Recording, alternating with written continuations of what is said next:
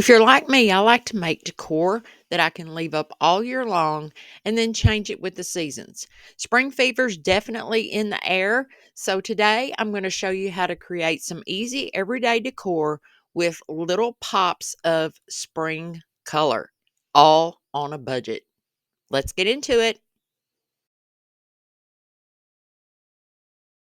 For our first home decor DIY, we're going to be making a wall planter shelf. Now, I'm reusing two of these long signs that I had used in the fall time, and I'm giving it a light sand on the front and the sides. I used two because I wanted this sign to be a little thicker. So I glued them together and also stapled them together. So this is a very sturdy sign. So I'm just repurposing something that I already had. Welcome to all my new subscribers. My name is Robin, and I am so glad you decided to join the Crafty crew. If you've been here a while, welcome back. You guys know I love and appreciate you so much. So once I had that sanded and all the dust wiped away, I gave the board one good coat of elephant chalk paint by Waverly. I'm going for a barnwood distress look. Now, I know distressing is not everybody's cup of tea. So if you don't like that, you can totally skip this part. One of my favorite distressing techniques is to use a scrubby kitchen sponge. And I'm applying some plaster chalk paint to the rough side. I'm not very good at distressing with a brush. This method is so easy. You just apply the paint and then just wipe the sponge on your surface. You can apply as much pressure as you want. I started out going light and I ended up reloading my sponge 2 or 3 times. And like I said, I'm going for a barnwood look here. And most of your barnwood is made out of poplar lumber. And as it ages, as it's exposed to the weather, it turns gray, different shades of gray. I used to have poplar lumber as siding on my old house. So I'm going to be doing this in layers like it would naturally age. So I'm starting out with the plaster. Maybe somebody decided, they wanted to try to paint it a different color. And then you'll see I go in with some celery chalk paint as well, because as these old barn boards get exposed to rain and the elements, they do get a touch of green to them. So that's what I'm doing here. And I know it's hard to see, but I'm just using another sponge that I painted on some of the celery chalk paint, and I'm going over the board with that. I love the way this ends up looking. I know it's hard to see right here. You'll be able to see it better in the final reveal. But to me, this looks like just a piece of wood that I picked up from outside. Once all this paint has had time to cure, it won't look so stark. I know it looks like I just globbed a bunch of white paint on there, but as you'll see in the final reveal, after the paint has had a chance to cure, it looks so good. I love this piece. Is it my favorite from today? Mm, you'll have to stay tuned to find out. You guys be sure to let me know which one of these projects from today is your favorite. I've got some good ones coming up, so you'll want to stay tuned. Now, for the shelves to our planter, I'm using 3 of these palettes from Dollar Tree, and I'm using my plaster paint, not really going for full coverage, just kind of painting it hit and miss. There's no right or wrong way, no rhyme or reason. Again, I'm just going for an old weathered look. So I started out with the white. I kind of wish I'd started out with the elephant to make it all kind of look the same, but it ends up looking good all the same. I then went back in with my sponge and some more of the celery chalk paint, doing the same distressing technique that I did on my board. And I hit the edges, and I believe I hit some of the back as well. And I do this to all three of my palettes. I also picked up some of these little peat pots from Walmart. They came in a pack of, I don't remember, 6, 12, something like that. But I wanted to give them a little texture, so I'm using some antique white paint and some baking soda to give it some texture, and I'm going all the way around applying it with a sponge. These pots, you can do so many things with them, and they're the perfect little pot for this project. They weigh practically nothing, but there are just so many possibilities with these. Now, you can use whatever little pots you want. If you have some on hand, definitely use those. Um, I wanted to try my hand at these. I've seen a lot of people using them in the decor this year. So I thought I would see what I could come up with. Now, this canvas is from burlapfabric.com. I will have their link listed in the description box. And what this is, these are canvas sheets that are laminated. So they do have some substance to them, and they're perfect for stamping, for painting. You can kind of fold them and mold them into different shapes. You guys that have been here a while, you've seen me use my burlap um, fabric sheets that I make into bunny ears and bunny feet and things like that.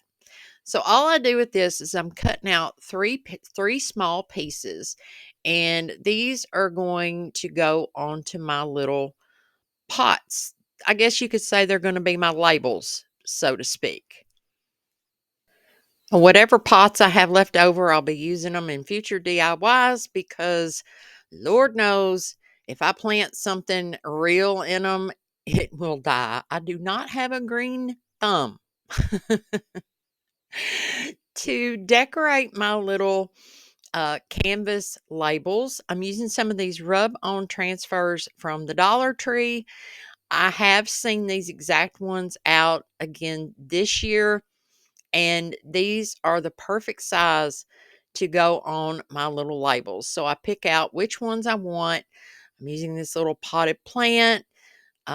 I use the garden tools and the little watering can. These go on so easy. I just use my thumb. I love, love, love rub-on transfers. Now, to make my little labels kind of torn and tattered and weathered looking, I'm wadding them up in my hands.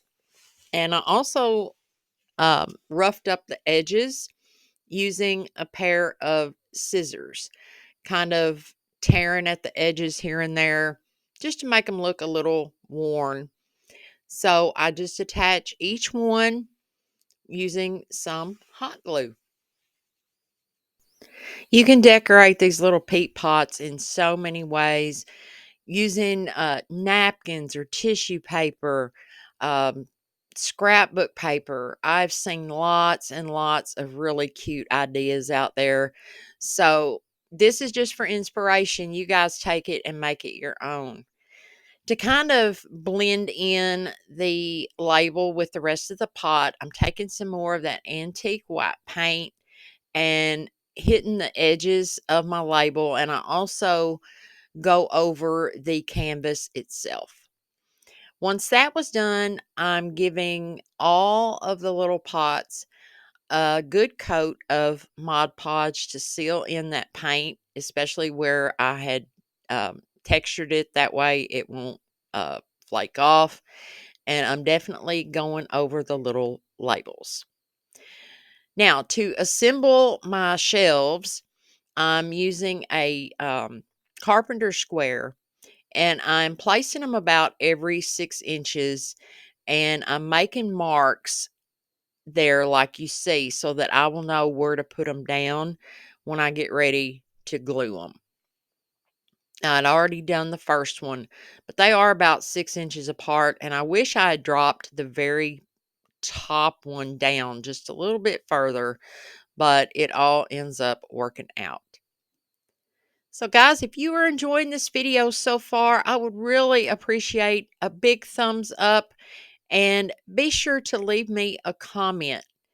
I love, love, love reading your comments.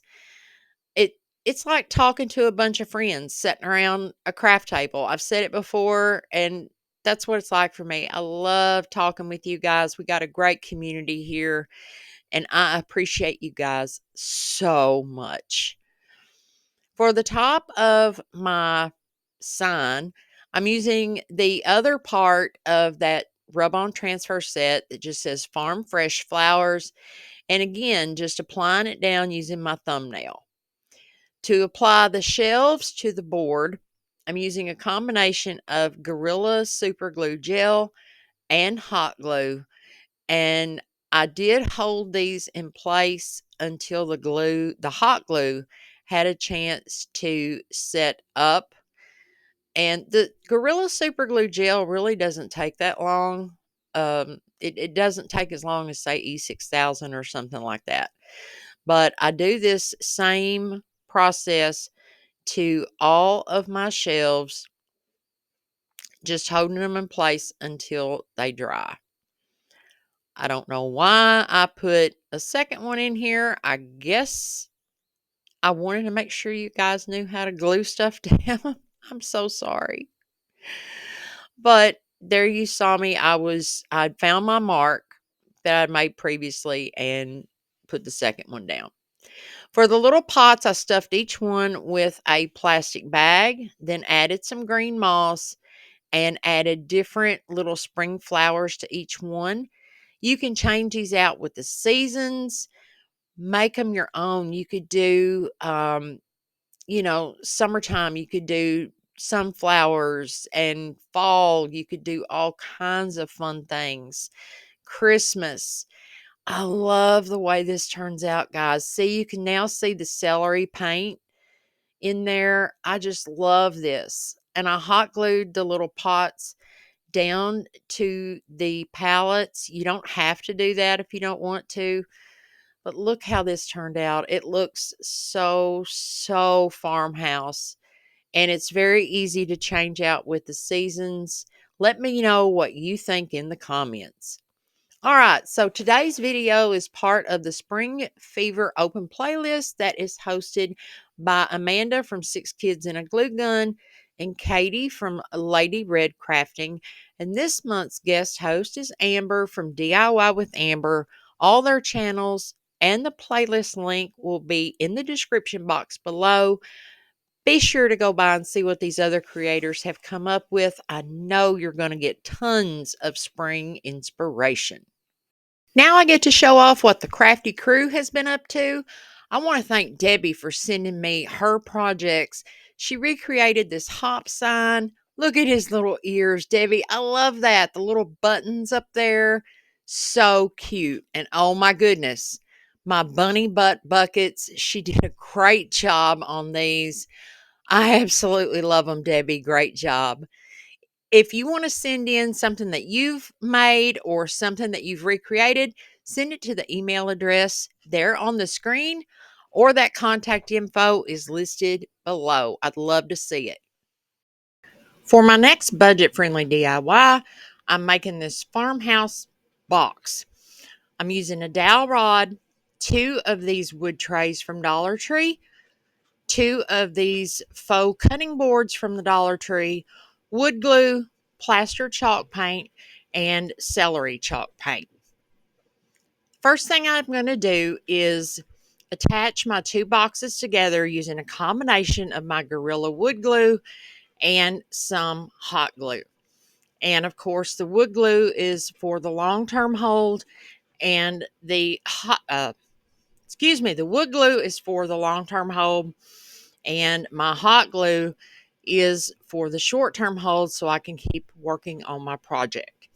And I just place the hot glue where I didn't place the wood glue, because you don't want to mix the two together, because they will cancel each other out. I then placed the boxes on top of one another, making sure that they were as even as they could be, because we all know that Dollar Tree products, they're not all made the same. So try to pick two that are very close in size. And of course, I wiped off any of the glue that happened to ooze out. Now, I did put a wood clamp on these to hold them together.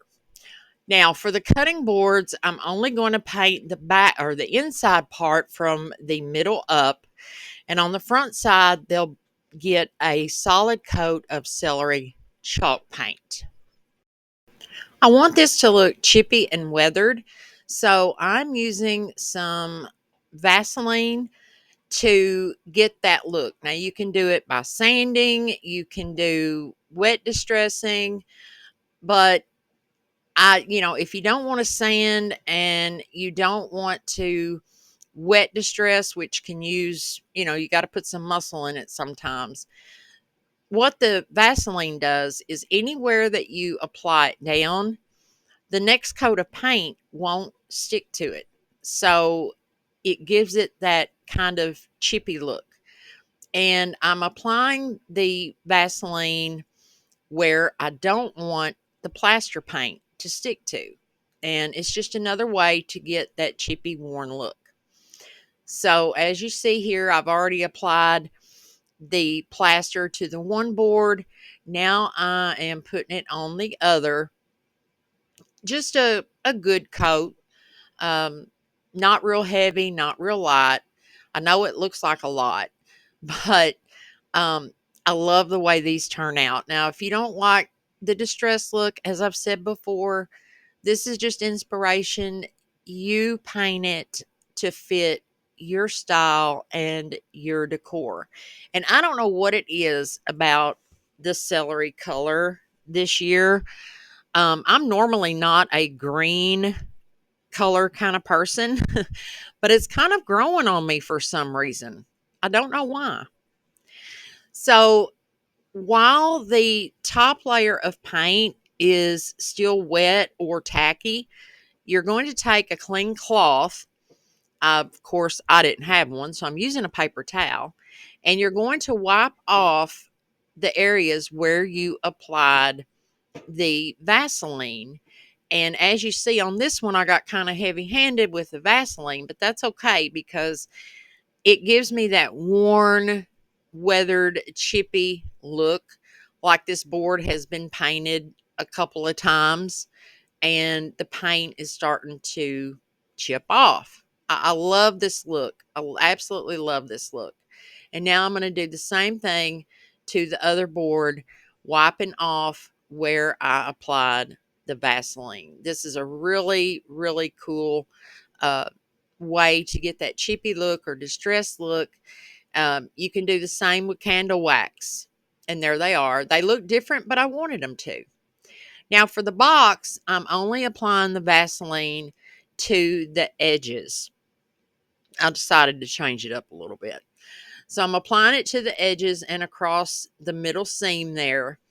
And I'm only going to give the box a good coat of the celery chalk paint. I didn't go back in with the white. I just wanted to change it up a little bit. So I just give it one good coat. And after it's completely covered on the edges and on the sides there, I do both sides of the box, by the way. Then I will go in with my paper towel. And guys, really get you a soft cloth to do this. It makes it a lot easier. Um, the paper towel leaves little fuzzies that you have to go back and pick off. So once I had that on there, I do go back in and rub it off the same way I did on the cutting boards. And getting some off the bottom there. I don't know what it is with me today, guys. I'm sorry. I'm not with it. I don't know if I didn't get enough sleep or what.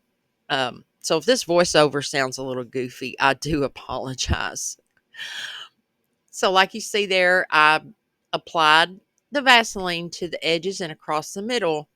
and I'm just taking the paint off. So simple.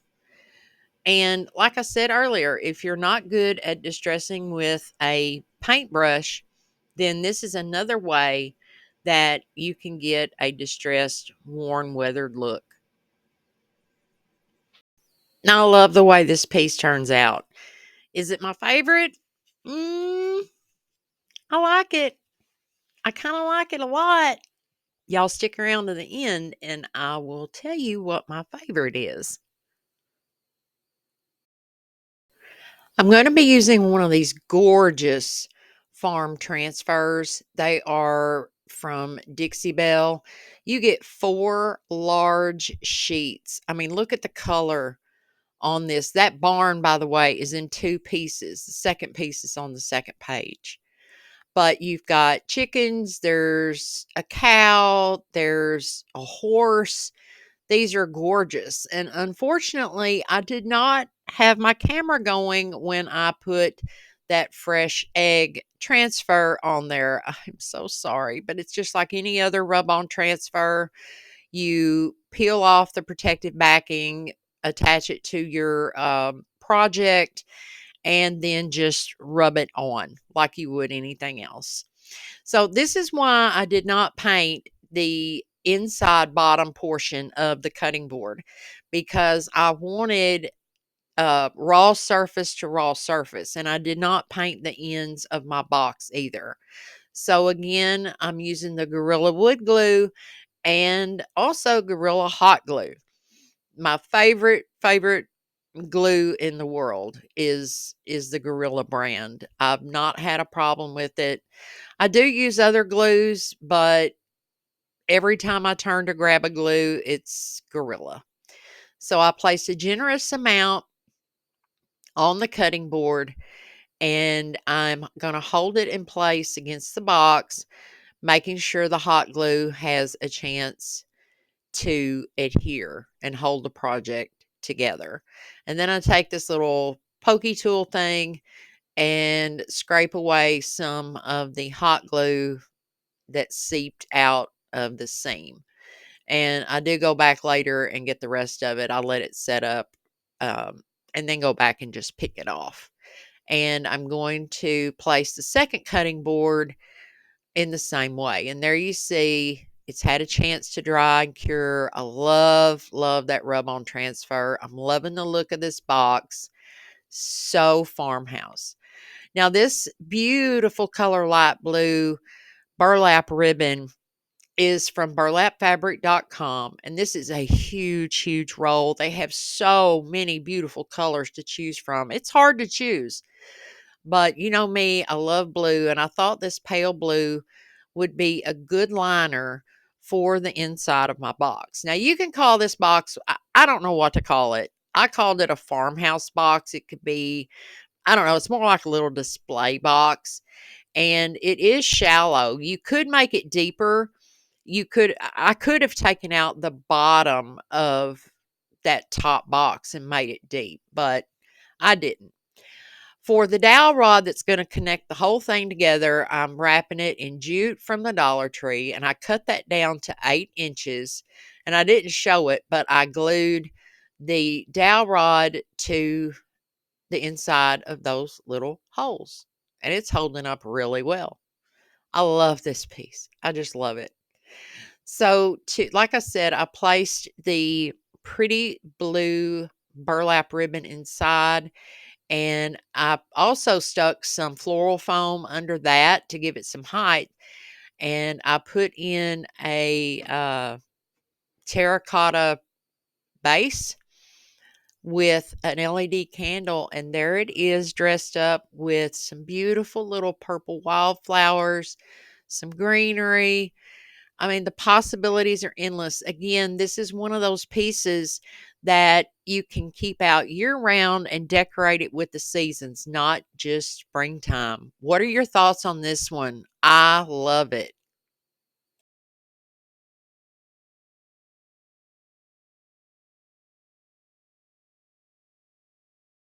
You can't get much more budget friendly than making over a couple of Dollar Tree picture frames.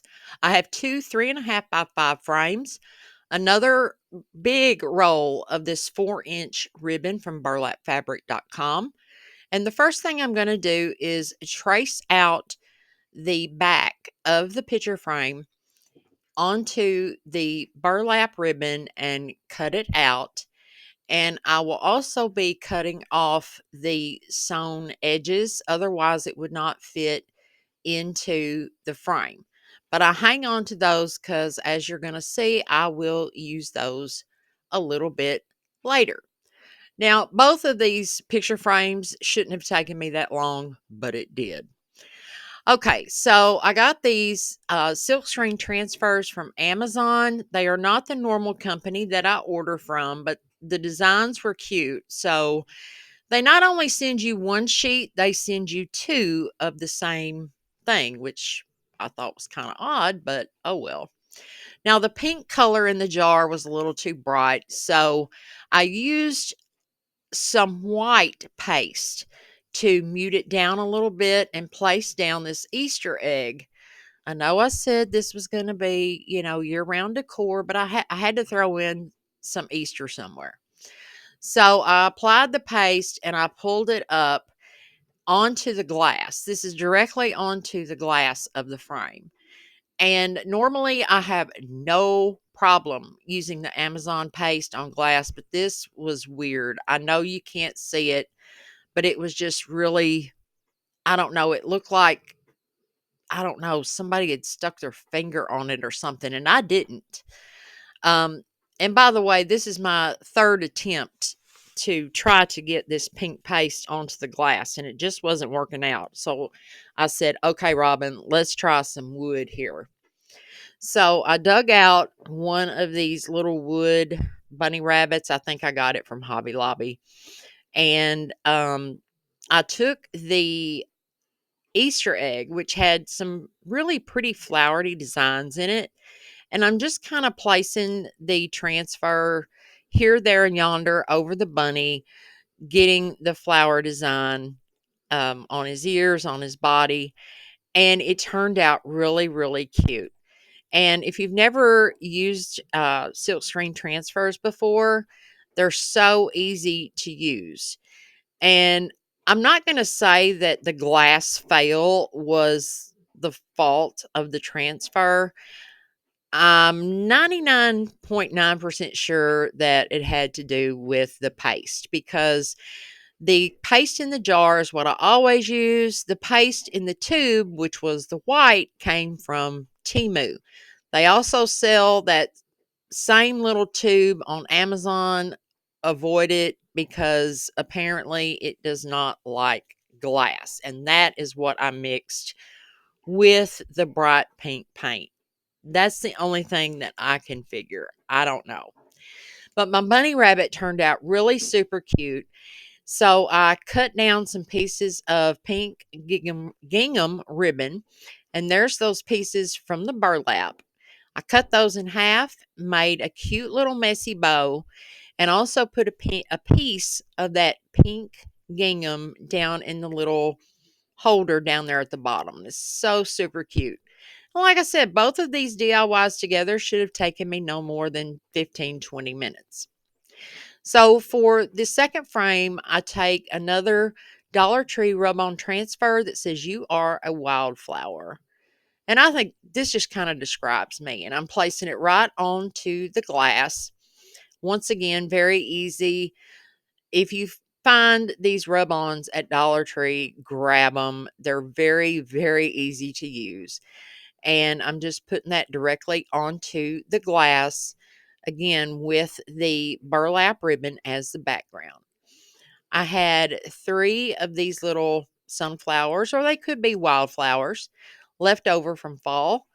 And I'm just putting those down there in that little holder. And I like the way these turned out. After all the trial and error, oh, it was so late last night. But look at this, is just, it's simple.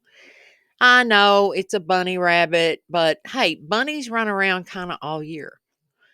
You guys let me know which one of these was your favorite from today's video. The box. The box is my absolute favorite, hands down. And if you guys are still here with me, type the word budget down in the comments. Guys, I appreciate you being here more than you know. If you haven't subscribed already, please click that subscribe button. Leave me a comment and give this video a big thumbs up because all of those things really help my channel to grow. I'm so grateful for each and every one of you that watch my videos. And until next time, y'all go get your craft on. Bye.